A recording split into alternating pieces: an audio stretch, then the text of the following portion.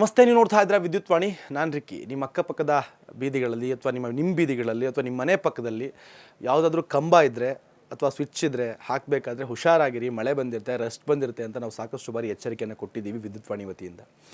ಈಗ ನೋಡಿ, ಸಾವು ಹೆಂಗೆ ಬರುತ್ತೆ ಅಂತ ಹೇಳಿದ್ರೆ, ಅವರೊಬ್ಬರು ಸ್ಕೂಲ್ ಟೀಚರು, ಸಾವಿರಾರು ಮಕ್ಳಿಗೆ ಪಾಠ ಹೇಳೋ ಟೀಚರು, ಎಷ್ಟು ಜನ ಮಕ್ಳಿಗೆ ಹೇಳ್ಕೊಟ್ಟಿರ್ತಾರೆ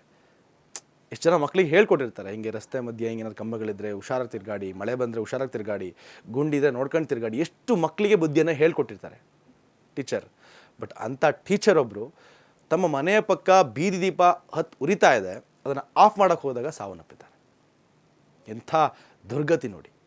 ಎಷ್ಟು ಜನ ಮಕ್ಳಿಗೆ ಪಾಠ ಹೇಳ್ಕೊಟ್ಟಿರ್ತಾರೆ ಅವರು, ನಿಮ್ಮ ಮನೆ ಪಕ್ಕ ನೀರು ಪೋಲ್ ಆಗ್ತಾಯಿದ್ರೆ, ಕರೆಂಟ್ ಪೋಲ್ ಆಗ್ತಾಯಿದ್ರೆ ಅದನ್ನು ಸ್ವಿಚ್ ಆಫ್ ಮಾಡಿ ಉಳಿಸಿ, ನೀವು ಬಳಸ್ಕೊಂಡು ಮುಂದಿನ ಜನಕ್ಕೆ ಉಳಿಸೋ ಥರ ಪ್ಲ್ಯಾನ್ ಮಾಡ್ಕೊಳ್ಳಿ, ವೇಸ್ಟ್ ಮಾಡಿಬಿಡಿ, ಪೋಲ್ ಮಾಡಿಬಿಡಿ ಅಂತ ಎಷ್ಟು ಜನ ವಿದ್ಯಾರ್ಥಿಗಳಿಗೆ ಆ ಟೀಚರು, ಶಿಕ್ಷಕರು ಪಾಠವನ್ನು ಹೇಳ್ಕೊಟ್ಟಿರ್ತಾರೆ ಅಲ್ವಾ.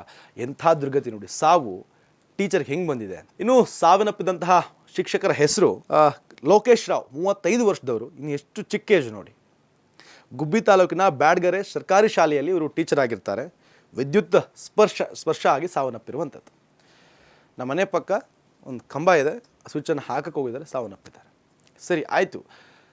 ಈ ವಿಚಾರವಾಗಿ ಅಲ್ಲಿನ ಸ್ಥಳೀಯರು, ಗ್ರಾಮಸ್ಥರು ಅಲ್ಲಿನ ಸ್ಥಳೀಯ ಕಚೇರಿಗಳಿಗೆ ಹೋಗಿ ವಿಷಯವನ್ನು ಮುಟ್ಟಿಸಿ, ಹೀಗೆ ರಸ್ಟ್ ಹಿಡಿದಿದೆ, ಹುಷಾರು, ಸ್ವಲ್ಪ ಬಂದು ಚೆಕ್ ಮಾಡಿ ಅಂತ ಸಾಕಷ್ಟು ಬಾರಿ ಮನವಿಯನ್ನು ಮಾಡಿಕೊಂಡಿದ್ದಾರೆ. ಆದರೂ ಕೂಡ ಮನವಿಯನ್ನು ತಿರಸ್ಕರಿಸಿದ್ದಾರೆ, ಧಿಕ್ಕರಿಸಿದ್ದಾರೆ. ಆಯ್ತು, ನೋಡ್ಕೊಳ್ಳೋಣ ಬಿಡು ಅಂತ ಸುಮ್ಮನಾಗಿದ್ದಾರೆ. ಈಗ ಸಾವನ್ನಪ್ಪಿದ ಮೇಲೆ ಬಂದು ಸರಿ ಮಾಡ್ತಾರೇನು, ಇದೇನೇ ಹೇಳೋದು. ಅಪಘಾತ ಆಗೋವರೆಗೂ ಕೂಡ ತಲೆಗೆ ಹಾಕೊಳ್ಳಲ್ಲ. ಅವು ಜೀವ ಹೋದ್ರೋಗ್ಲಿ ನೋಡ್ಕೊಂಬಿಡೋಣ ಅಂತ ಸುಮ್ಮನೆ ಕೂತ್ಕೊಂಡ್ಬಿಡ್ತಾರೆ ಅಧಿಕಾರಿಗಳು. ಈಗ ಒಂದು ಜೀವ ಹೋಗಿದೆ, ಯಾರು ಹೊಣೆ? ನಮ್ಮ ವಿದ್ಯುತ್ ವಾಣಿಯಿಂದಲೂ ಕೂಡ ಸಾಕಷ್ಟು ಇದ್ರ ಬಗ್ಗೆ ಮಾತನಾಡಿದ್ದೀವಿ. ಮಳೆ ಬರ್ತಾ ಇದೆ, ಹುಷಾರಾಗಿರಿ, ಕಂಬಗಳು ಜೋತ್ ಬಿದ್ದಿದ್ರೆ ಅಥವಾ ಕಂಬಗಳ ಸ್ವಿಚ್ ಇದೇ ಥರ ಸ್ವಿಚ್ ಹಾಕೋಕ್ಕೆ ಹೋದಾಗ ಆಗಿರ್ಬೋದು, ಸಾಕಷ್ಟು ಎಚ್ಚರಿಕೆಯನ್ನು ವಹಿಸಿ ಅಂತ ನಾವು ಕೂಡ ಸಾಕಷ್ಟು ಬಾರಿ ಹೇಳಿದ್ದೀವಿ. ದಯವಿಟ್ಟು ಆ ರೀತಿಯ ಕೆಲಸಗಳನ್ನು ಮಾಡುವಾಗ ದಯವಿಟ್ಟು ಸೇಫ್ಟಿಗಳನ್ನು ಬಳಸಿ ಮಾಡಿ. ಕಂಬಗಳದ್ದು ಸ್ವಿಚ್ ಹಾಕೋದು, ರೆಸ್ಟೆಡ್ ವೈರ್ಗಳನ್ನ ಮುಟ್ಟೋದಂಥ ಕೆಲಸವನ್ನು ಮಾಡಬೇಡಿ. ನಿಮ್ಮ ಪ್ರಾಣಕ್ಕೆ ನೀವೇ ಜವಾಬ್ದಾರರು. ಇದಾಗಿತ್ತು ಈ ಕ್ಷಣದ ಅಪ್ಡೇಟ್ಸ್. ಮತ್ತಷ್ಟು ಅಪ್ಡೇಟ್ಸ್ಗಾಗಿ ನೋಡ್ತಾ ಇರಿ ವಿದ್ಯುತ್ ವಾಣಿ. Thank you.